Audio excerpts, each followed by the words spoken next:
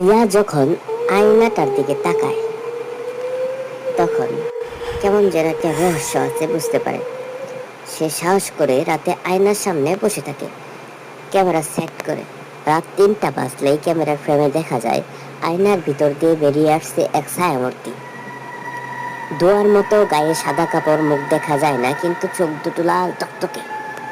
হঠাৎ ছায়াটা ক্যামেরার দিকে তাকিয়ে বলে, এই আয়না, যারাই দেখবে তারা আমি ছায়া কেড়ে নেব। পরের দিন সকালে রিয়া ভিডিও ফাইলটা হঠাৎ করে মুছে গেছে। সে আবার আয়নার দিকে তাকায়।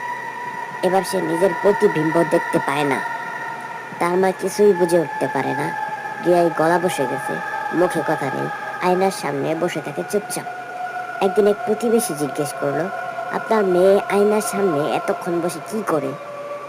মা উত্তর দিল, আমার মেয়ে আমার মেয়ে তো নানা বাড়ি গেছে 2 দিন হলো। তাহলে প্রতিদিন আয়নার সামনে বসে থাকে কে?